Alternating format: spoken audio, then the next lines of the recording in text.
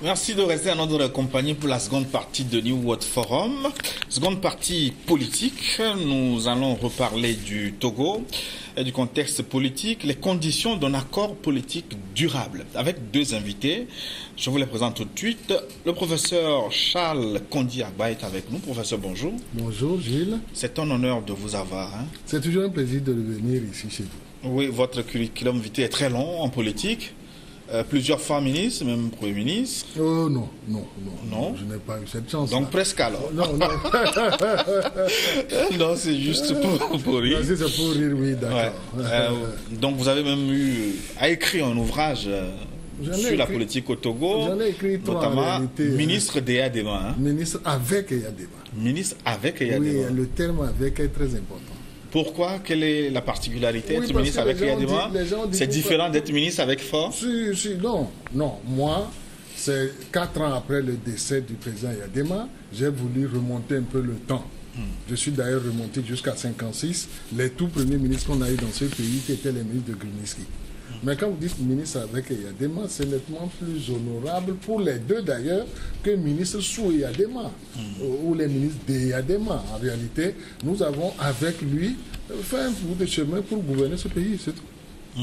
C'est pourquoi j'insiste pour dire qu'avec nous semblait très important. Mais être ministre avec Eyadema et ministre avec Faure, est-ce que c'est gênant? Non. Mais le livre avoir fait les deux à la fin. Non, le livre a été écrit en 2009. Oui. Il faut voir qu'avec Eyadema, j'ai pu citer 223 ministres. Le président Faure commençait. Il faut attendre un bout de temps avant de pouvoir écrire un livre comme celui-là. OK? Merci. Le professeur Charles Kondi-Agba est actuellement président du comité des sages de l'Union pour la République, le parti au pouvoir. Bon, je vais dire le terme exact, c'est délégué national du MSU, délégué national du mouvement des sages. Êtes-vous sage? Bon, si on me le dit, je vais finir par le croire. On revient au débat, le temps que je présente le deuxième invité. Jean Kissi, bonjour Jean. Bonjour Gilles, bonjour une fois encore aux chers spectateurs de Neo TV. Ça fait, qu'est-ce qu'on dit dans notre langage, un bail, que j'ai plus eu la chance. J'apprends tout à l'heure que le ministre vient souvent ici, je crois que... Non, je suis venu une fois. Ils m'ont invité pour parler du mécanisme africain d'évaluation par les pairs. C'est la deuxième fois que je viens, mais je dis mon plaisir de revenir. Et vous êtes le secrétaire national du comité d'action pour le renouveau. Exact, oui. Le CAR. Le CAR, exactement. Et député à l'Assemblée nationale. À l'Assemblée nationale. Le CAR, partie membre de la coalition aussi. Peut-être vous venez de faire une blague tout à l'heure. Je voulais dire là-dessus que je suis totalement d'accord avec le professeur. Moi aussi, je préfère ministre avec. Parce que dans une république, on n'est pas ministre de. Ministre veut dire serviteur. Au moment des rois, il y avait les serviteurs du roi. Et ceux qui officient dans les églises, on les appelle des ministres de Dieu. Ça veut dire des serviteurs de Dieu.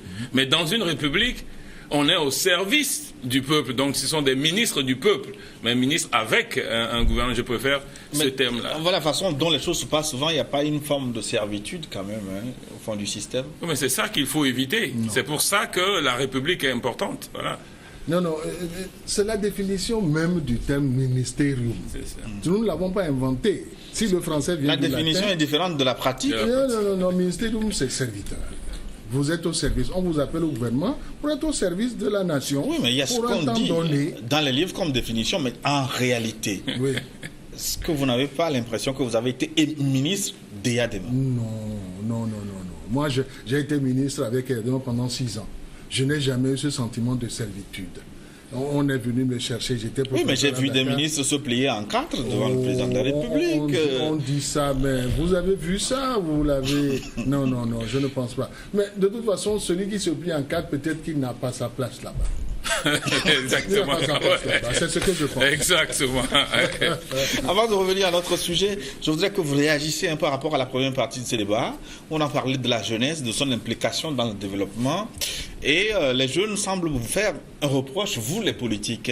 Les jeunes disent que vous les utilisez simplement quand il s'agit d'avoir du poids électoral et après leur quotidien concret n'est pas pris en compte. Jean Kissi, je commence avec vous. Parce que vous êtes jeune. Oui, mais moi je n'ai demandé la permission à personne. J'ai commencé à protester ou à exprimer quand j'étais déjà en seconde. Et au moment où j'ai eu mon bac, j'avais à peine 20 ans. J'étais leader, ensemble avec les Yovo David Diolé, les abolis d'un mouvement estudiantin, le plus grand mouvement estudiantin, le collectif d'un mouvement estudiantin qui a été précurseur de tous les mouvements qui ont suivi. Je n'ai demandé la permission de la conférence nationale. Oui, j'étais délégué étudiant de l'université à la conférence nationale. À 20 ans et demi, j'ai demandé à personne la permission pour me mettre en politique. Est-ce que c'est pas un cas rare? Oui, mais est-ce que ça doit être un cas rare? Pourquoi justement c'est un cas rare? Oui, mais vous voulez enseigner aux gens. Il faut que les gens aient le courage. Si tu n'as pas le courage, on dit, je crois que c'est François Fanon qui l'a dit, et qu'à un certain âge, il faut découvrir sa mission, la remplir ou la trahir. Donc, je crois que c'est la responsabilité des jeunes eux-mêmes. Si personne ne m'a dit à 20 ans, vous avez aujourd'hui en Autriche un premier ministre à 31 ans. Alors qu'un jeune Togolais se permet de dire que c'est les politiques qui ne leur permettent pas d'évoluer, ça veut dire que la personne même a démissionné. Professeur Agba, pourquoi vous n'utilisez les jeunes que quand vous avez besoin, qu'on vous porte votre sac? On ne peut pas dire ça, Bon, je suis là aussi d'accord avec mon ami et frère Jean ici, et il n'y a pas de cas exceptionnel. Quand vous êtes bachelier à 20 ans, c'est mon cas également, mais vous fabriquez vous-même. Vous travaillez dur, vous étudiez dur, vous vous faites remarquer par votre travail, votre concentré, et je vous assure, le destin vient vers vous. Oui, mais vous, est-ce que vous n'avez pas la responsabilité de former les jeunes, de les éduquer, de les sensibiliser? C'est mon métier. Je suis professeur. Quand vous avez un amphi devant vous, ce n'est pas seulement le latin que vous leur apprenez à être. Et pourquoi ils sont si amorphes? Peu d'initiatives, peu d'enthousiasme. Tous les jeunes ne sont pas amorphes. Oui, mais la majorité. Ça. Non, il faut dire que les conditions sont devenues un peu plus difficiles. Il faut le reconnaître. Quand nous avons eu 20 ans, moi en tout cas en 68, pour être étudiant, nous n'étions pas très nombreux. Il faut être honnête. À partir de la classe de première, déjà, on vous proposait 1 ou 2 bourses. Si vous travaillez dur, l'année prochaine, au bac, vous avez ça. Mais au fur et à mesure que la population a augmenté, que les jeunes sont de plus en plus nombreux. Moi, quand j'étais étudiant vétérinaire, nous étions 22 dans l'amphithéâtre. Alors qu'actuellement, en première année de droit ou en première année de lettres, vous êtes 3000. Donc, la population nous a rattrapés. Ce qui fait que le Togo n'est pas seul dans cette situation. Allez au Bénin, allez au Niger, vous allez voir la même situation. Les jeunes ont de plus en plus de difficultés à s'insérer. Mais seul le travail paye. Je le dis de façon aussi vulgaire. Gilles, l'âge de responsabilité, c'est à 18 ans. À 18 ans, vous avez le droit de tout faire. Vous avez le droit de connaître des sentiments, d'embrasser, etc. Mais pourquoi ne pas prendre ses responsabilités dans la vie? Nous, on était dans ces années-là, on était tous, disons, des jeunes, les Kofi Donani, les Teko Djolé, nous. Et en face de nous aussi, il y avait des jeunes, les Bojona, les Akadé. On était tous dans la vingtaine, 20, 21, 22 ans. Et nous avons pris nos responsabilités. Aucun jeune ne peut nous dire aujourd'hui qu'il faut lui ouvrir la voie. C'est ça, l'expression que je disais tout à l'heure, c'est François Fanon, il dit chaque génération découvre. On ne dit pas on vous porte vers votre mission. On dit chaque génération découvre sa mission, la remplit ou la trahit. Bon, revenons à nos moutons, comme le mouton du CEPD. Comme je suis vétérinaire, je suis d'accord avec vous. Alors, les conditions à la Tabaski, pour un accord politique durable au Togo. Alors, professeur, pourquoi le dialogue est si âpre, on va dire indécis, long et même asymétrique cette fois? Bon, est-ce que le dialogue est âpre? Je ne crois pas que l'expression soit bonne. Et vous savez les conditions dans lesquelles nous y sommes arrivés. Ou assis face à face, même pas. En tout cas, nous rentrant dedans les uns les autres, des voisins ont cru devoir venir nous aider. Parce que, comme dit l'adage africain, lorsque la maison de ton voisin brûle et que tu es là à jouir de cela, les étincelles peuvent passer à ta maison. C'est comme ça que nous avons vu le président ghanéen venir commencer à nous mettre ensemble. Ça a été un déclic. Donc, depuis ce temps-là, l'âpreté dont vous parlez, moi, je l'ai vu diminuer tout doucement. Et aujourd'hui, quoi qu'on dise, l'atmosphère est nettement moins tendue qu'elle l'était avant. Ah bon? Absolument. J'ai écouté un des facilitateurs il y a moins d'une semaine dire que les positions sont encore très tranchées et distantes unes des autres. Ça ne veut pas dire que les positions étant toujours distantes, nous sommes violents les uns envers les autres. Nous avons connu cette période-là, par la grâce de Dieu, elle est passée. Nous avons connu cette période de dureté physique. Mais maintenant, si les propos, les positions restent tranchées, je vous l'accorde, mais cela n'empêche que le fait que des facilitateurs soient arrivés nous a permis de nous asseoir les uns envers les autres et de nous parler nous l'avons d'ailleurs consigné dans notre règlement intérieur, dans la tolérance et dans le respect mutuel. Mais ça, en août, le 19 août, ce n'était pas le cas. Je pense que nous en reparlerons. Jean Kissi, est-ce que ce dialogue n'est pas particulier? Oui, un peu particulier. Moi, je dirais même un peu très particulier. Et peut-être c'est le lieu aujourd'hui, parce que je suis en face du professeur, l'un des membres de la délégation du pouvoir, moi, dans la délégation de l'opposition. On s'est encore vu, je crois que c'était le mercredi dernier. Non, c'était le lendemain déjà. C'était même le jeudi, voilà, devant le général Béhanzin. Alors, l'amertume et l'embarras que j'ai, je vous le dis aujourd'hui, et je vous dirai pourquoi. Il y a des mots que je ne veux pas prononcer. Sinon, le mot qui aurait convenu à ça, c'est honte. Comment se fait-il qu'on soit dans ce pays? Vous êtes professeur. Nous avons été les grands enseignants. Les Togolais, après les indépendants, ont été les grands enseignants au Niger, au Gabon, même en Côte d'Ivoire. Ceux qui se sont fait du sourd après les indépendants, ils ont essayé d'enseigner en Côte d'Ivoire. Et qu'aujourd'hui, le Togo a un problème. En Togolais, on n'est pas en mesure de faire du face-à-face. Et on fait du triangulaire. C'est pour ça que je parle de honte. C'est-à-dire quand on dit en éveil, c'est quoi. Comment se fait-il que nous, on est obligés d'aller parler à l'autre, les autres de unis, ils nous font ceci. Ils viennent vous demander, vous leur répondez, et ils viennent nous dire qu'on leur a parlé, eux ils viennent nous répondre ceci. Comment des gens comme vous, le grand frère Barké, le grand frère Solitoki, et chez nous, le grand frère Agboibo, le grand frère George Lawson, et quelqu'un comme, comment l'appelle-t-on, Docteur Sama, de cet âge et de ce tempérament, vous pouvez être là, et les Togolais ne sont pas capables de parler entre eux, et c'est un président qui est élu il n'y a pas 2 ans, qui va venir faire du triangulaire. Ça, j'ai jamais compris, hein, je vais finir. J'étais allé chez ma tante, qui n'a pas un grand niveau la dernière fois, et je partais de chez elle, et elle m'a parlé en éveil. Mille miasi melo, c'est-à-dire on est dans vos mains. Et moi je lui ai répondu, mio chami le CEDEAO aussi, mais nous aussi on est dans les mains de la CEDEAO. Et elle m'a répondu, nous cham les pemio, vous n'avez pas honte. Mais c'est-à-dire que j'ai senti ça, c'était comme, je sais pas comment je pourrais l'exprimer. Je peux peut-être m'exprimer. Oui, bien sûr. Mon frère Jean, nous sommes Togolais, nous nous connaissons. S'il y a eu un accord ici que nous avons fait sans l'extérieur, ce sont les accords du 12 juin. Vous voyez où je vous amène? Les accords du 12 juin, la crise était tout aussi dure. Tout à fait. Nous nous sommes assis ensemble et nous avons sorti les accords du 12 juin. Les accords phare gouvernement. Vous savez ce qu'ils sont devenus ces accords du 12 juin? Le premier jour où nous sommes entrés dans la salle de la conférence nationale, on nous a dit que ces accords-là ne concernent que les signataires. On les a enterrés ce jour-là.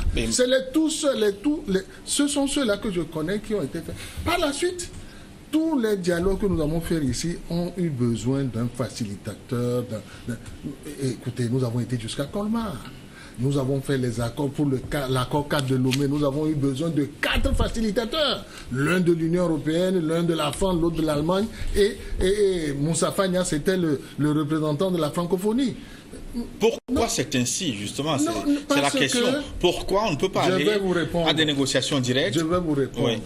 On ne peut pas faire de négociations directes parce que lorsque la partie en face vous pose une question que j'appelle cruciale ou existentielle, vous ne savez pas que répondre. Lorsqu'on vient me dire, oui, Boko, vous êtes le présentateur de cette émission, je dis, bon Boko, je viens, je ne vais même pas discuter avec toi, je veux juste les conditions de ton départ pour que je m'asseye là où tu es. Qu'est-ce que tu réponds? Quelle est la deuxième phrase que tu peux dire à partir de là? Je ne discute même pas. Je viens pour juste qu'on parle des conditions avec lesquelles tu vas partir Oui, mais vous faites votre contre-proposition, parce que, comme l'a dit un leader sur ce plateau, ce sont des enchères. En effet, on dit, si Mounia Girore, c'est-à-dire que... On n'est pas, c'est pas un marchandage comme au marché. Mais la politique, c'est un marchandage. Non, je vous parle de crise existentielle. Ce qui s'est passé le 19 août, ce n'était pas de l'amusement. C'était une tentative de renversement des institutions. Ce n'était pas de l'amusement. Alors aujourd'hui, évidemment, on peut en parler de façon détendue parce que cette crise-là est passée. Mais je vous assure que quand la partie en face vous pose une question à laquelle vous ne pouvez pas répondre, vous êtes là, vous regardez. Oui, Jean-Christophe, est-ce que vous êtes convaincu par ces explications? Non, c'est-à-dire que moi, je considère que même en période de guerre, c'est-à-dire que vous finissez toujours autour de la table. Imaginez que nous devons faire cette émission-là et que on soit assis. Moi, on détache cette table, je suis là-bas, on détache. Gilles va venir vous poser la question. Et après, il revient de l'autre côté me poser la question. Les téléspectateurs vont commencer par appeler vous, dire, mais quelle est l'image que vous nous présentez là? Moi, c'est ça que je dis. Nous avons vu en Centrafrique. Moi, j'ai jamais cru, parce que je connais bien cette histoire-là, j'ai des amis là-bas, que Joto Dia et Bozizé allaient rester face à face et discuter. Regardez jusqu'où ils sont arrivés avec des tendances religieuses. Mais ils sont allés. Regardez les couloirs qu'on a fait au moment de Madeleine Albright avec, comment l'appelle-t-on, avec les Israéliens et les Palestiniens. Regardez comment ces deux peuples sont distants. Mais nous, Togolais ici, mais Bassar et Evé, on se marie, et puis on n'est pas en mesure de discuter face à face, de rester autour d'une table. Oui, mais il vous reproche votre radicalisme d'avoir monté trop haut les enchères. Il dit que c'est ça qui a bloqué les négociations directes. Cette question nous a été posée au comité préparatoire. Oui. J'ai la chance d'être aujourd'hui de temps en temps dans la délégation, mais d'avoir été au comité préparatoire. Et cette question nous a été posée au comité préparatoire. Nous avons répondu que dans un dialogue, ce qui est important, quelles que soient les positions excessives de l'adversaire, ne l'empêchez pas de le dire, mais vous aussi, répondez, puisque l'adversaire ne peut jamais vous tenir la langue de dire ce que vous avez à dire. Non, écoutez, l'ambiance autour de cette table est détendue parce que je connais Jean et Jean me connaît. Mais en réalité, c'est pas comme ça que ça a commencé. C'est pas comme ça que ça a commencé. Alors, je répète encore une fois, lorsque le 19 août, des dizaines de milliers de personnes sont au GTA et vont marcher sur la présidence. Oui, mais le dialogue n'a pas commencé le 19 août. Mais en mars ou en février, quand on a fait... L'ambiance était déjà détendue. Oui, mais pourquoi à ce moment-là, on ne pouvait pas faire des négociations directes? Je répète encore une fois, c'est une question existentielle. La partie en face me dit, tu as fait un certain nombre d'années, moi je veux discuter des conditions de ton départ. Moi je réponds, je ne pars pas. On s'arrête là. Tu vas partir, je réponds, je ne pars pas. Il faut bien qu'une troisième personne vienne pour nous raisonner. C'est pour ça que ces vacilateurs sont arrivés. Oui, mais non, le problème, ce n'est pas qu'ils sont arrivés. Moi, je suis d'accord. Même ils sont là, mais il n'y a pas eu de négociation directe. Nous, il n'y a pas... Mais, non, voilà, oui, c'est ça. Ça confirme ce que je dis. Mon frère n'était pas peut-être aux premiers échanges. Mais lorsque le facilitateur ghanéen a eu écouté l'une et l'autre partie, il a compris que face à face, nous ne pourrions jamais évoluer. Ce n'est pas possible. Bon, la grande question... Moi, je veux le retour à la constitution de 92. Moi, je dis, je ne veux pas. Bon, le Ghanéen a compris tout de suite qu'il faut nous recevoir les uns après les autres et essayer d'arrondir les angles. Le face-à-face était difficile compte tenu des questions de départ. Aujourd'hui, est-ce que les positions ont évolué, Jean Kissi? Oui, mais c'est-à-dire que le premier processus lancé, la dynamique du premier processus lancé ne permet pas qu'on nous mette toujours ensemble. Même la dernière fois que Béhanzin est venu, le général Béhanzin est venu, j'ai été étonné qu'à ce niveau-là aussi, on fait une cérémonie d'ouverture, et puis après on dit le gouvernement n'a qu'à sortir, et ce que nous avons, on l'a dit, et après on a reçu le gouvernement, on lui a posé des questions, nous ne savons pas les réponses que le gouvernement a données. Comment Gilles, avez-vous jamais vu ça dans un pays, jusqu'à voir dans nos traditions? La tradition africaine est contraire à ça. Lorsque vous avez des problèmes et quelqu'un vient, qu'on appelle chez nous Niamesola, Niamey-Sola ne peut jamais trancher quand les deux protagonistes ne sont pas en face. Ça n'existe pas dans notre culture. Mais est-ce que les positions ont évolué malgré tout? Est-ce que vous sentez... C'est eux qui doivent donner, qui doivent faire concession, demandez-leur. Moi, je vais vous dire oui, je répète que les positions ont évolué. Oui, expliquez-nous. À partir du mois d'août et de la violence et de la répétitivité des marches qui ont bloqué le système, qui ont mis à mal notre économie, le fait que le premier facilitateur soit arrivé, que la CEDEAO prenne le problème à bras le corps et nous désigne maintenant deux présidents pour être facilitateurs, oui, les positions ont évolué. On nous a demandé, quand je dis nous, c'est la partie gouvernementale, le premier problème pour nous, c'est qu'il faut apaiser, n'est-ce pas, l'ambiance, il faut nous libérer tel et tel. Le gouvernement fait ça. Non, l'opposition estime que dans les prisons aujourd'hui, il reste encore 53 personnes.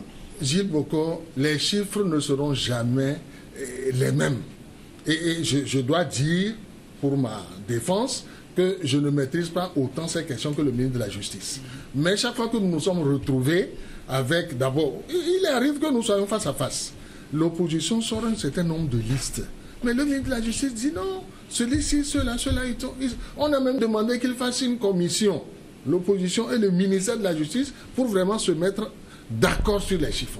Alors quand vous dites ces chiffres-là, moi je ne peux pas le dire. Mais récemment, je sais que le président a encore pris des mesures de grâce présidentielle. Des personnes arrêtées pendant les manifestations parce qu'ils ont causé des bris de verre et autres ont été libérés. Est-ce qu'ils l'ont été tous? Je ne peux pas le dire. D'autant que le ministre de la Justice dit tous les gens en prison ne sont pas les mêmes.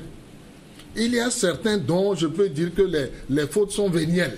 C'est facile de les libérer. Il y a d'autres dont la procédure demande d'abord qu'ils soient jugés, qu'ils soient condamnés et qu'éventuellement ils bénéficient d'une grâce. Mais professeur, comme on dit, devant une urgence comme celle que vous avez décrite tout à l'heure, oui, est-ce que c'est la peine de faire ces formes de juridisme? Pourquoi ne pas libérer ces gens Gilles Bokor, c'est trop facile. Et passer tout le reste pour perte et profit? Pourquoi? Au nom de l'intérêt général, pourquoi? Un État ordonné ne peut pas faire ce que vous dites là. Nous faisons une marche, nous faisons de la violence, nous cassons, on nous emprisonne. Dès que nos positions vont les demander, on va nous libérer. Mais vous allez voir comment l'effet d'emballement que ça va nous causer. Quand vous avez fauté devant la société, il faut répondre de vos actes. Maintenant, si celui qui a la possibilité de vous libérer le décide, oui. Mais ce serait trop facile de dire. Non, ce serait trop facile de dire non, tous ceux qui ont été emprisonnés, quel que soit le motif, on les libère parce que nous voulons l'apaisement. Oui, sur ce sujet aussi. En fait, on revient au même nœud gordien. Le ministre vient de dire quelque chose tout à l'heure, je ne sais pas si vous avez senti. Il dit que l'opposition avance un chiffre, le ministre de la Justice dit ces chiffres ne sont pas vrais. Alors, ce n'est que le jour où les deux seront assis ensemble, les deux discuteront du chiffre, qui vont s'entendre sur le chiffre. Oui ou non? Sur cette question, vous avez raison de dire au ministre que ce n'est pas d'une question juridique, parce qu'on est dans une crise politique. Dans une crise politique, vous voulez parvenir à un accord. Il est bon, comme mesure d'apaisement, les mesures qui permettent à ce que vous puissiez discuter en paix, que ceux qui sont en prison soient libérés. Peut-être même certains parmi eux peuvent contribuer au dialogue. Donc, à partir de ce moment, la façon dont le dossier est piloté aujourd'hui, on a l'impression que le dossier est vicié. Vous avez lu le communiqué qui est sorti la dernière fois, où on a dit on a libéré 12 plus 7. Je ne sais pas si vous vous souvenez de ça. Dans ce communiqué, on dit dans le communiqué qu'il y a la grâce présidentielle. Alors quand nous analysons les faits, on voit des remises de peine et puis on voit dedans des gens qui ont été libérés de manière provisoire. Alors une grâce ne concorde pas avec une liberté provisoire. De quoi il s'est agi? On ne sait même pas. Donc c'est pour ça que la question, comme vous le dites, de notre avis doit être réglée de manière globale. Et nous avons dit en tout état de cause, peut-être que le Ghana ou la Guinée ne peut pas venir nous imposer un certain nombre de choses, mais comme on est dans une crise politique, c'est la justice qui juge de l'opportunité des poursuites. La justice togolaise peut juger de cette situation, de l'opportunité des poursuites, et savoir que pour arriver à un apaisement, à un accord, ce qu'on pense un véritable accord, qui met définitivement les Togolais ensemble, de décider de laisser les poursuites. Et on serait réglé. Mon frère Kissi, les mesures d'apaisement ne peuvent pas être dans un seul sens. si vous dites qu'on en a libéré un certain nombre, qu'il en reste d'autres, moi je dis, le ministre de la Justice dit qu'il y a des procédures qui doivent aller à leur terme avant que une grâce éventuelle puisse taire ou faire libérer. Mais de l'autre côté, les mêmes facilitateurs ont demandé à la partie opposition d'arrêter les marches, de faire en sorte qu'il n'y ait plus violence, qu'il n'y ait plus cette sorte de tension. L'opposition... Ce que nous avons fait. Mais en disant que l'opposition dit que la marche, c'est un droit constitutionnel. Oui, mais dans le concret, est-ce qu'il y a eu des marches? Mais laissez-moi parler. Quand vous parlez, moi, je n'interviens pas. Parce que nous, quand nous faisons le total, le compte, nous ne voyons pas ce que la partie opposition a apporté comme mesure d'apaisement ou comme contribution. Waouh! Oui, mon frère. Mais c'est nous qui avons tout donné. Ah bon? Jusqu'à aujourd'hui, il n'y a que nous seuls qui donnons. Qu'est-ce que vous avez donné, mon frère Kissi? Qu'est-ce que vous avez donné? Mais on a fait combien de marches depuis là? Mais nous n'avons que ça comme arme. Vous savez, vous avez tout l'État, tout l'arsenal de l'État. Nous avons comme arme que la seule marche pacifique. Oui. Mais à partir du moment où nous, on met un bémol sur les marches, ça veut dire que nous avons tout donné. S'il n'y avait pas la poursuite de la CENI, tout ça... J'aime un bémol sur les marches. Il a dit un bémol. Il n'a pas dit qu'ils ont arrêté les marches. Ils ont mis un bémol. Mais je sais que c'est cette sorte de menace, cette sorte d'épée de Damoclès. Les marches, vous pouvez les faire à tout moment. Vous avez demandé récemment à les faire. Oui. Donc vous auriez souhaité que l'opposition suspende. Arrête! C'est ce qui a été demandé. Mais nous aurons violé la Constitution en déclarant que nous arrêtons. En libérant, justement, les détenus aussi, eux aussi, ils auraient violé la Constitution. Non, ils n'ont pas violé la Constitution. C'est pour ça, moi, je dis que le ministre de la Justice serait devant moi. La Constitution n'impose pas des marches. Oui. Pourquoi ne pas arrêter cette affaire, vous aussi, d'accord? Arrêter, décider que les marches sont arrêtées pour qu'on aille de l'avant. Non, c'est-à-dire qu'en réalité, revenons bas la terre. Oui. Qu'est-ce qui se passe dans la plupart des négociations? Quand vous avez des armes, au moment même où vous négociez, vous laissez les armes quelque part. Quand nous avons des marches, eux aussi ils ont nos gens en prison. Au moment de négocier, nous pouvons suspendre les marches pour un temps. Mais on ne va pas dire on arrête les marches au Togo. Mais pendant que nous, on suspend les marches et qu'on n'en fait pas pendant le dialogue, eux aussi, les armes qu'ils ont, ils doivent les déposer, ils doivent libérer nos prisonniers. Et ils n'ont pas libéré, et puis ils continuent au niveau de la CENI. Regardez comment les syndicats négocient. Mon grand frère a été ministre d'État. Et surtout dans un secteur, attention, sensible. Et quand vous discutez avec les syndicats, au moment où vous êtes assis comme nous sommes assis autour de la table, les syndicats responsables ne font plus de manifestations. Mais le jour où les syndicats ont l'impression que c'est bloqué, on n'aura plus rien. Quand ils quittent la table de négociation, ils n'ont même pas le temps d'aller manger à Koumé. Ils vont directement assembler autre manifestation en même temps. C'est comme ça que... Oui, on va évoluer sur ce point-là, mais répondez-moi quand même à une remarque, professeur Kondi et Jean Kissi, est-ce que c'est quand même pas dramatique que tout un pays soit arrêté, en tout cas sur le plan économique? Vous avez souligné les dégâts tout à l'heure. Tout à fait. À cause des gens libérés et des marches à arrêter. Est-ce que ça ne fait pas pitié? Bon, écoutez, la situation s'impose à nous. Vous pouvez débloquer la situation. Mais nous sommes en train de le faire. Ben, ça va prendre combien de temps? La hauteur qu'avait atteint la crise fait que nous devons prendre le temps de... Votre émission s'appelle comment? Pour une solution durable de la crise. Vous avez dit durable, n'est-ce pas? Oui. C'est pourquoi il faut faire les choses dans le fond. Je voudrais dire à mon frère qu'ici il n'y a pas que les gens emprisonnés, libérés en partie ou en totalité. Il n'y a pas que, n'est-ce pas, les marches avec lesquelles on nous tient, on tient en haleine la population. Il y a aussi ce processus électoral. Voilà une des mesures que nous avons prises, nous, pour respecter les conseils donnés à nous par les deux facilitateurs, d'arrêter le processus électoral. Mon frère est député, il sait très bien que nous avons décidé que les députés restent en fonction jusqu'à ce que nous ayons réglé cette crise et que nous ayons fait de nouvelles élections. Il le sait, n'est-ce pas?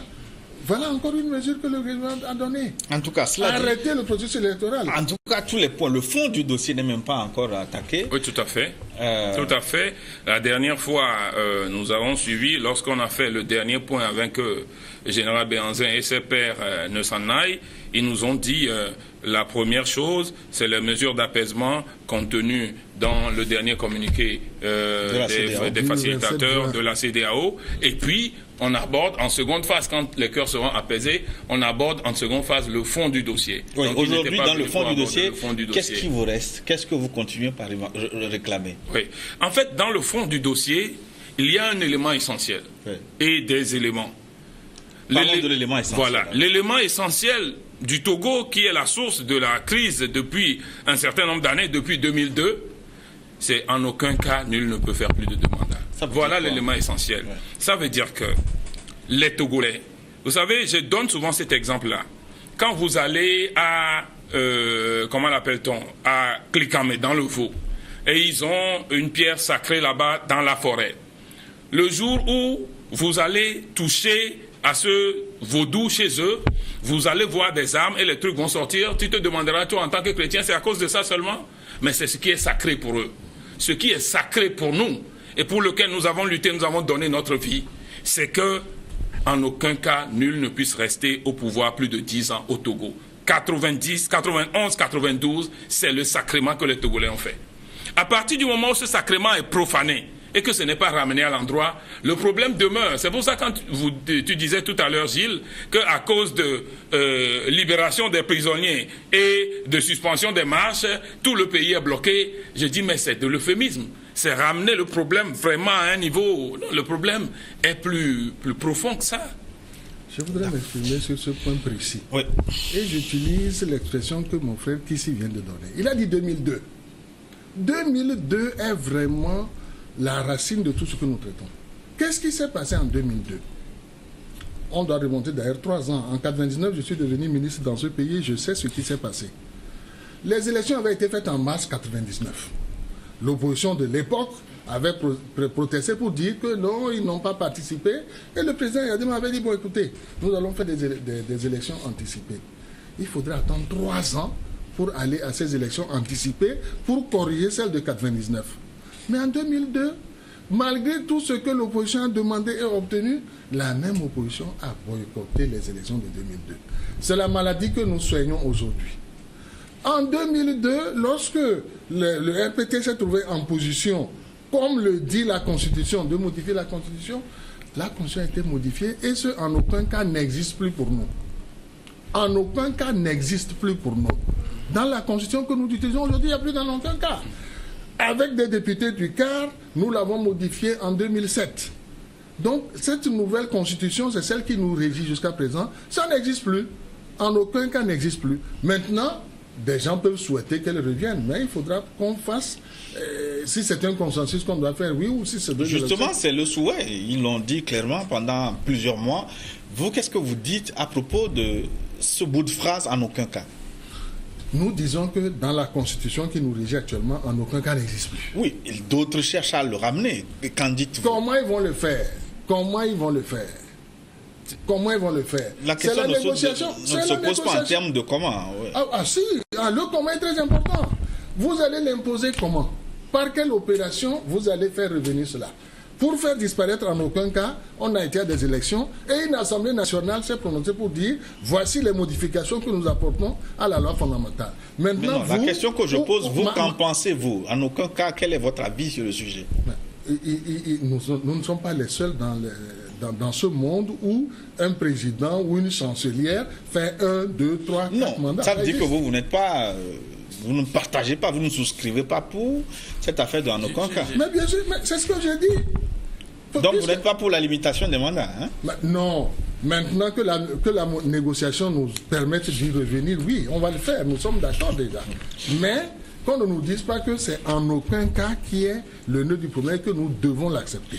Bon, quelle est la différence, Jean, situez-nous entre la limitation du mandat qui semble actée par le parti au pouvoir et le bout de phrase en aucun cas? Quelle est la nuance? Non. La limitation simple, sans le en aucun cas, ça voudrait dire que les gens envisagent que voilà, que tout le monde qui est là, c'est à partir de ce moment qu'on voit pour lui. Ça veut dire qu'en aucun cas veut dire, en réalité, quand il y en a déjà 10, ça veut dire que c'est un élément dont on doit tenir compte pour la suite des négociations. C'est pour ça que nous avions dit quand on ramène en aucun cas n'interdit encore à personne de se présenter. C'est les conséquences de en aucun cas qui doivent conduire normalement les négociations. En début, c'est ça. Vous savez, moi j'ai entendu des choses ici. Et c'est pour ça que je dis en fait, si on était face à face et qu'on se disait ces choses, le problème allait être réglé. C'est parce qu'on n'est pas face à face. Il a soulevé un élément. Tout à l'heure, peut-être vous, ça vous a échappé. Moi, ça m'a accroché. Il a dit, où on veut être chancelière 2 ou 3 fois, on n'est pas les seuls. Moi, j'ai fait l'Allemagne. Ça m'a accroché. Et sur ce sujet, je comprends là où ils ont envie d'y aller. Et sur ce sujet-là, nous avons effectivement répondu qu'en gouvernant une république des gens, vous ne pouvez pas vouloir avoir le beurre et l'argent du beurre. Qu'est-ce que le peuple va avoir? C'est pour ça que je dis, ou vous ne voulez pas de limitation de mandat. Dans ces conditions-là, vous pouvez choisir un régime parlementaire comme en Allemagne, où le pouvoir suprême se trouve dans les mains du Parlement. Et près de 540 quelque chose personnes. Ce n'est pas une personne qui détient le pouvoir. Et ces 540 quelque chose personnes sont renouvelées partiellement à chaque élection. Ça veut dire qu'en fait, le renouvellement est de fait. Ou vous choisissez ce régime parlementaire-là. Mais si vous voulez un régime présidentiel solide comme le nôtre, où tout le pouvoir d'État est concentré entre les mains d'une personne, vous vous retrouvez dans le cas de la France, ou au Sénégal, où le mandat est limité. Tout simplement, on ne peut pas avoir le beurre et l'argent du beurre. Dans tout régime où le pouvoir suprême est concentré dans les mains d'une seule personne, il faut limiter les mandats pour qu'il n'y ait pas l'abus. C'est ce que tout le monde a. C'est ce que les États-Unis ont. C'est ce que la France a. C'est ce que le Sénégal a. Limiter le mandat, nous sommes d'accord. Nous avons même pris déjà une loi en ce sens. Bon, je vais traduire tout ce qui se dit en langage politique là, en des termes très simples pour comprendre, pour que tout le monde puisse comprendre. En aucun cas, limitation de mandat. Ce que les autres veulent, c'est de savoir si l'actuel chef de l'État se présente en 2020 ou non. Bon. Tout le problème se limite là. Bon, d'accord. Le reste, je vous l'accorde. Oui. Ce que j'en dis, c'est que lorsque nous allons prendre le nouveau texte, ce texte ne doit pas être personnalisé. Ce sera un texte qui régit l'avenir. Ce sera un texte qui ne prend pas en compte que celui-ci a déjà fait 12 ans, il a fait 8 ans. Quand nous prenons une nouvelle constitution, elle régit pour l'avenir. Ça veut dire que comme au Sénégal, lorsque nous aurons pris une nouvelle constitution, tout le monde, on met les cartes à zéro, on met les compteurs à zéro, et tout le monde peut se présenter à égalité de chance. C'est ce que nous disons. Oui, professeur, pourquoi pour vous, il est bon de limiter les mandats présidentiels? Parce que le temps est venu de le faire, ça existait avant, une possibilité a été donnée à un parti de changer, et désormais... Quelle est la finalité? Pourquoi cherche-t-on à limiter le mandat? Pourquoi Quelle est l'utilité, selon vous? Le renouvellement du personnel politique, ça existe, pourquoi pas? Tout à fait. Oui, et donc même si on vote un texte aujourd'hui, ça veut dire que si il ne peut pas être rétroactif, ça veut dire qu'il n'y a pas de renouvellement. Ah, comment ça? Lorsque vous allez prendre un nouveau texte qui dit que le mandat est de 2 fois 5 ans, tout le monde se présente à égalité de chance. 2 fois 5, ça fait 10 ans. Dans 10 ans, nous recommençons, une autre personnalité se présentera. Mais on ne peut pas dire qu'on prend un nouveau texte, mais celui qui est en pouce ici, lui, doit tenir compte de ce qu'il a déjà fait et de ce que son père même a fait aussi. Parce que parfois on fait ces additions-là, vous savez. Jean Kissi, les termes sont clairs. Pourquoi vous vous arc-boutez sur cette affaire de candidature de Faure en 2020 ou non? Est-ce que vous ne pouvez pas dépasser ce débat? Moi, je n'ai pas parlé de candidature de Faure. Oui, en filigrane, c'est ce qu'on dit. Oui, mais retrouvez tous mes débats. Voir si j'ai parlé de candidature de Faure. J'étais même allé sur des antennes un jour. Je le lui accorde. Mais ici, il ne parle pas en son nom. C'est une coalition. Oui, mais c'est au nom de la coalition, c'est ce que la coalition... c'est ce qui bloque il a une position qui est différente. Non, la position n'est pas différente. Mais ce que je vous dis, c'est que pourquoi vous faites la Constitution? Moi, je suis un député. Les gens me disent souvent, ils apprécient le travail que je fais, etc. Pourquoi vous croyez que je ne veux pas me mettre au centre de ce qui se fait et que je vais accepter que quelqu'un d'autre se mette au centre où on veut placer un homme au centre et ça va compliquer le problème? Non, ce que nous disons, c'est que en mettant en aucun cas, nous ramenons la Constitution à l'endroit. Voilà, moi j'ai été acteur de 90, j'ai été l'un des pilotes de 90. Alors, ce que le peuple a fait à 98%, nous voudrions tout simplement qu'on le ramène à l'endroit. Quand on le ramène à l'endroit, on verra maintenant les conséquences. Si les conséquences frappent quelqu'un, il le frappe et à partir du moment, c'est pour ça que les négociations sont importantes. À partir du moment où on pose la question sur la table et on discute. En fait, quand on ramène la Constitution de 92 elle-même, elle est ramenée, elle est là. Nous trouvons un accord, on va à l'Assemblée ensemble, même tous les députés, on s'entend, on ramène en aucun cas.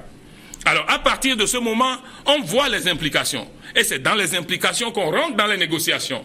Et c'est ces négociations qui peuvent amener à une transition parce que l'image sera faite. Et puis, ce qui n'est pas bon pour nous. Ce qui n'est pas bon pour nous, Gilles, et ça, je vais le dire, ce n'est pas bon pour notre République, ce n'est pas bon pour l'image des Togolais. Tu ne peux pas dire qu'on ramène un texte à l'endroit et que vous, ça ne va pas vous frapper. Ça fait quelque chose comme... Oui, je ne sais pas. Posé une question centrale. Oui. Comment allez-vous faire pour ramener le texte à l'endroit? Oui, mais c'est ce que nous disons ensemble. Comment? Il y a 1000 moyens de ramener ces tests à l'endroit, dont 2 qui sont simples. Non, pas techniquement, parce que s'ils ne sont pas d'accord, est-ce qu'ils vont ramener le texte? Oui, mais c'est ce qu'on dit. C'est pour ça que les négociations sont importantes. Pourquoi nous sommes assis autour de la table? C'est de trouver un compromis. Nous savons que c'est ce que nous voulons. C'est ce que le peuple demande, c'est ce que nous voulons. Maintenant, quand vous vous asseyez autour de la table, la question c'est de savoir comment est-ce qu'on le ramène. Il y a plusieurs manières de le ramener. Mais il faut une entente. Vous ne pouvez pas aller au dialogue et parvenir à un résultat sans qu'il y ait d'entente. Et c'est l'entente que nous recherchons parmi nous. Et l'entente déterminera le mode. Si c'est une loi d'abrogation, nous entendrons que c'est une loi d'abrogation. Si c'est une façon de ramener les principales dispositions, la preuve, quand nous avons commencé, nous étions sur un retour intégral. Mais aujourd'hui, nous sommes arrivés à une procédure parlementaire de ramener les 5 points. Ça veut dire qu'on trouve un accord, et lorsqu'on trouve un accord, on dit aux députés dans leur ensemble, UNIR dit à ses députés, et l'opposition dit à ses députés d'avaliser l'accord trouvé. C'est ce que UNIR ne dira pas. C'est ce que UNIR ne dira pas, justement. Mais donc vous ne voulez pas que le Togo sorte de la crise? C'est pourquoi nous avons besoin, M. Gilles Bokor, d'un facilitateur. Comment voulez-vous que nous ayons constaté que la Constitution de 92 n'est pas bonne? Elle n'est pas bonne parce qu'elle a été écrite dans des conditions spéciales. Elle n'est pas bonne parce qu'elle a des lacunes profondes. Et que nous nous acceptions, tout en connaissant ces lacunes, de dire qu'on la ramène. Nous ne dirons pas ça. Nous ne dirons pas ça. Je cite à titre d'exemple tout simplement que dans cette Constitution de 92, c'est un juriste, il n'y a pas comment régler les contentieux électoraux. On n'avait pas prévu ça. Alors nous allons aujourd'hui dire que nous amenons la Constitution de 92, on fait des élections, à qui allons nous adresser pour nous plaindre de tel défaut, tel défaut? On n'avait pas prévu ça. Cette Constitution n'est pas bonne. Dans la Constitution de 92, c'est le ministère de l'Intérieur qui organise les élections. Hein? Oui, ça c'est. On a dépassé ce stade-là depuis. Oui, mais si on la ramène, ça veut dire que c'est M. Boukossi qui organise les élections. Est-ce que vous êtes d'accord sur ça? Non, voilà, vous allez encore dans le côté. Non, l'institution de la CENI, est un élément qui se trouve dans le code électoral. Oui, mais la Constitution. Oui, mais toutes les constitutions que nous avons votées font le lien sur le code électoral. À ce niveau-là, il n'y a pas de problème. Moi, c'est le fait qu'ils disent que eux, ils ne diront jamais, comme si la politique se fait juste par le désir des politiques et non de l'aspiration populaire. Cette constitution a été votée à 98%. Le président a demandé à tout le peuple togolais, à tous ses sympathisants de voter cette constitution. C'est le même Eyadema qui a changé la constitution en 2002. Oui, de manière unilatérale. Mais attention, de manière unilatérale pour en profiter. Pourquoi c'était unilatéral? Pour en profiter parce qu'en 2003. Oui, mais parce que votre régime a l'habitude de la violation des accords. L'accord cadre, vous dites tout à l'heure, ce n'est pas parce que, à l'occasion d'une élection, que moi j'appelle coup de force électorale, organisé contre l'accord cadre de Lomé que nous avons signé en 99, que vous avez une majorité unilatérale pour aller transformer la Constitution, que nous allons l'accepter. Du moment où vous nous tenez, nous pouvons l'accepter. Mais toutes les fois que nous avons la possibilité, nous aussi, de nous éclore un peu, on le demandera. Et si on ne le règle pas, le problème reviendra. Voilà. Mon interlocuteur a dit, le peuple veut, le peuple veut. Il faut dire notre peuple à nous. Parce que chacun de nous a son peuple. Hein.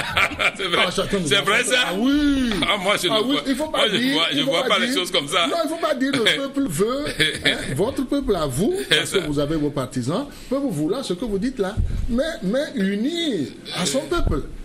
qui pensent comme ce que je vous dis là. Ah, mais si c'est ça, donc le peuple du Nil est vraiment minoritaire maintenant, puisque l'Afrobaromètre a dit que 85% d'accord. Des Togolais veulent les réformes. Organisons des élections. N'est pas une élection. Ah oui, on est d'accord, mais un sondage, ça vaut ce que ça vaut. Cela. Ouais. Une idée minoritaire, nous sommes d'accord, allons aux élections pour prouver ce que vous venez de dire. Vous êtes sûr que vous accepterez des élections dans ce pays? Tout à fait. Vous? Ah bon? Vous accepterez des élections dans ce pays? Unir qui ne veut pas d'élection? Unir? Mais Unir ne peut jamais accepter vraiment ce qu'on appelle élection dans ce pays si ce n'est pas un coup de force électorale, vous êtes sûr? Non, faut pas galvauder les élections. Oui, mais dans ce pays, on n'a jamais fait d'élection. Mais Unir va accepter pour une fois des élections dans ce pays. De vraies élections. Pas de coup de force électorale. Tous les observateurs qui viennent disent que les élections sont depuis 2007. Depuis 2007, le label Élection Togo a été apprécié. On va conclure cette émission. Ah bon, déjà? Oui, ce que je tire des échanges, oui, c'est que vous entendez pour ne pas vous entendre. Hein? On ne fait pas de corps du devoir, vous voulez qu'on puisse conclure. Vous nous avez accordé 20 minutes. ont compris, en tout cas ceux qui nous suivent ont compris que pour le moment vous n'êtes pas décidé à vous entendre. Hein? Non, on va finir par s'entendre. Je pense que, vous savez, gouverner un pays, il y a des normes, il y a de la normalité. Ceux que nous avons appelés, si je puis dire, au secours, vont finir par nous dire, écoutez, dans telle situation, voici ce que vous pourriez faire. Et je pense que nous allons... Donc vous êtes pour un arbitrage de la CEDEAO? Mais nous sommes en plein arbitrage de la CEDEAO. Vous ne pouvez pas me demander si nous sommes pour. Nous sommes en plein arbitrage. Est-ce que UNIR est prêt, le parti est prêt à appliquer ce que la CEDEAO dira? Écoutez, le président actuel de la CEDEAO, c'est le président de UNIR. Nous ne pouvons pas aller contre. Si c'est nous, la situation était en blocage et que toute une institution, vous savez, la CEDEAO, c'est pas n'importe quoi. Que le professeur nous dise au moins qu'est-ce que la CEDEAO va nous ramener. Moi, comment je peux savoir ça à l'avance? Ah, vous ne savez pas? Non, il ne faut pas me poser des questions pièges comme ça. Je ne suis pas le président de la CEDEAO et le président de UNIR. Et vous êtes le président des sages de UNIR. Il n'est pas président de la CEDEAO. Je n'ai dit des choses qui existent. Oui, mais est-ce qu'il n'est pas président de UNIR? Donc au moins, vous pouvez nous avancer au moins. Jacques, ici, ça veut dire que moi, je suis dans le secret des présidents qui sont en train de travailler à ce dossier. Non, je ne suis Jacques, pas ici, donc vous attendez à l'arbitrage de la CEDEAO pour régler la crise également? Non, vous sentez que ce que moi j'ai avancé, j'ai l'impression que ce serait pas une très belle cuisine, peut-être pas pour eux, peut-être pas pour nous aussi, de laisser des cuisiniers étrangers cuisiner pour nous. Moi, c'est mon avis. Hein. Demain nous dira, vous devez poser ce problème au sein de la coalition, mais demain nous dira, parce que moi j'ai cité un certain nombre de sages. En réalité, tel que nous prenons le problème, j'ai l'impression qu'il y a une question de volonté et d'amour du Togo qui manque quelque part. Vous croyez que ce pays-là, avec tous les problèmes que nous connaissons, on peut évoluer demain si on n'a pas un accord du genre de ce que Nelson Mandela et Frédéric de Klerk ont trouvé pour sortir l'Afrique du Sud de ce problème et qui permet, vous croyez, est-ce que vous y pensez? Même pour rassurer les vôtres, si on n'a pas un accord qui garantit que demain, il n'y ait pas de chasse aux sorcières, que tout le monde soit amené à travailler avec tout le monde, qu'il y ait une transition qui dure assez, qui nous permette de nous côtoyer, vous croyez que demain est la veille? Franchement, j'ai la chance d'avoir vécu toutes ces crises-là et nous avons déjà entendu ça. Il n'y aura pas de chasse aux sorcières, il n'y aura pas ceci, mais la réalité est totalement différente. C'est pourquoi l'accord que nous cherchons, nous aussi, doit garantir une certaine liberté à chacun de nous. Que les deux peuples, le vôtre comme le nôtre, aient vraiment les mêmes avantages et les mêmes devoirs. Merci, on va s'arrêter là. Merci pour les échanges. Hein. C'était un plaisir de vous avoir eu autour de ce plateau, même si vous ne vous êtes pas entendu, et ce n'est même pas l'objectif de ce débat. Merci, professeur. Merci beaucoup, Gilles Boyko. Honorable. Merci. Et c'est la fin donc de ce forum, le forum de cette semaine. Dans un instant, une nouvelle édition de journal. À très bientôt. Ton émission, c'est 25 minutes. Tu nous appelles.